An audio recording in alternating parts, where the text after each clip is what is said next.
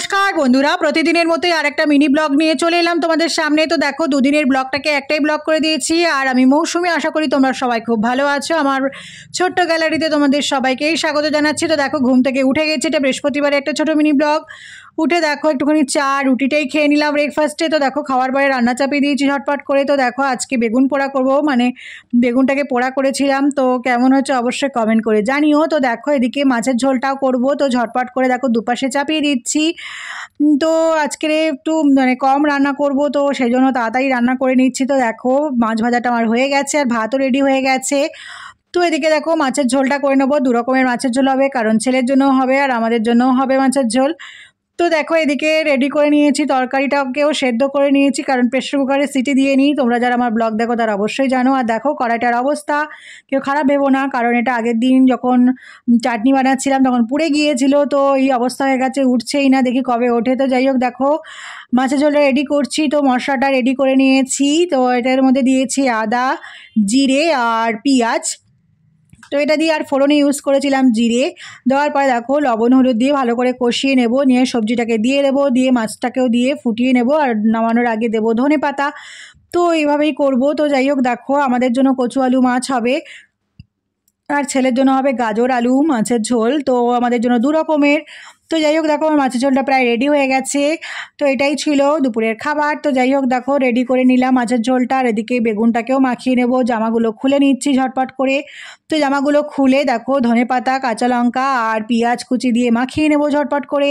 আর এভাবেই আমি খাই। তোমরা কীভাবে কারা খাও অবশ্যই কমেন্ট করে জানিও। এর সঙ্গে একটুখানি শুকনো লঙ্কা থাকলে ভালো হয়, কিন্তু শুকনো লঙ্কাটা আমি ভাজিনি। তো যাই হোক, দেখো রেডি করে নিয়েছি এটা।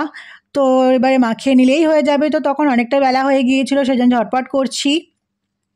তো দেখো মাখিয়ে নিলাম। আর চলো কী কী রান্না হয়েছে বলে দিই। তো তোমরা এতক্ষণ দেখলে বেগুন ভর্তা করেছি আর মাছের ঝোল করেছিলাম। তো আর দেখো, চিকেনটা ছিল আগের দিনে, তো সেটা একটুখানি ভালো করে কষিয়ে নিয়েছি। আর দেখো, চাটনি তো আছেই।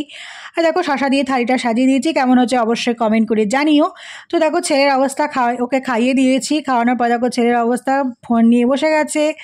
কি আর করা যাবে। তো যাই হোক, দেখো আর কোনো ব্লগ আমি কন্টিনিউ করিনি বৃহস্পতিবার, তো সেই জন্য দেখো পরের দিন এটা একটা ব্লগ দিলাম। তো দেখো, একটুখানি উঠে চা খেয়ে নিলাম। আর তোমরা যারা আমার ব্লগ দেখো তারা অবশ্যই জানো আমি একটু চা খেতে ভালোবাসি। তো চাটা খেয়ে নিলাম, খেয়ে নিয়ে দেখো রান্না করব। তো চলো কী কী রান্না করব তোমাদের সাথে একটু শেয়ার করি। তো দেখো, আজকে একটা চচ্চড়ি করব। তো ইলিশ মাছের মাথা দিয়ে আর কাতলা মাছের হাফ মাথা ছিল, তো সেটা দিয়েই ভাবলাম চলো একটা চচ্চড়ি বানিয়ে নিই। তো দেখো, কুমড়ো আলু ভালো করে আগে ভেজে নিচ্ছি। আর আমি চচ্চড়ি বানাতে গেলে সবজিগুলোকে আগে ভেজে তুলে নিই। তো দেখো, ভেজে তুলে নিলাম, কারণ ভাজা সবজি দিলে বেশ ভালো লাগে, টেস্ট হয় ভালো। তো দেখো, পাঁচফোড়ন দেবো, দিয়ে একটা মশলা রেডি করব। তো মশলার মধ্যে দিয়েছিলাম আমি গোটা জিরে, আর দিয়েছি একটা টমেটো, আর দেখো পেঁয়াজ দিয়েছি। তো আর দিয়েছি দেখো, আর আমরা কম মশলা খাই, খুব একটা মশলা আমি খাই না, খুব একটা মশলা পছন্দ করি না। তো দেখো, মাছটাকে একবার ভালো করে ভেজে নিলাম। আর দেখো, মশলাটাকেও রেডি করে নিচ্ছি। দেখো, এর মধ্যে আছে টমেটো, পেঁয়াজ, আদা আর আছে জিরে। তো যাই হোক, মাছটাকে ভাজা করে নিয়েছি। আর দেখো, ফোড়নে ইউজ করেছি পাঁচ ফোড়ন। তারপরে দেখো, মশলাটাকে দিয়ে ভালো করে কষিয়ে নিয়েছি, লবণ হলুদ দিয়ে দিলাম। দেওয়ার পরে ওই যে ভাজা করেছিলাম কুমড়ো আলুটা, ওটা দিয়ে দেবো, মাছটাও দিয়ে দেবো। আর দেখো, দিয়ে দেবো ওই পুঁই শাকটাও দিয়ে, পুঁই শাকের জল থেকে যে জলটাই বেরোবে, পুঁই শাক থেকে যে জলটা বেরোবে, তো সেটা দিয়েই রান্না হয়ে যাবে। তো আমি এভাবেই রান্না করি। আর অল্প একটুখানি দিয়ে দেবো লবণ আর হলুদ, কারণ সেদ্ধ হবে, তো সেই জন্য। দিকে দেখো, ডালটাও রেডি হয়ে গেছে আমার।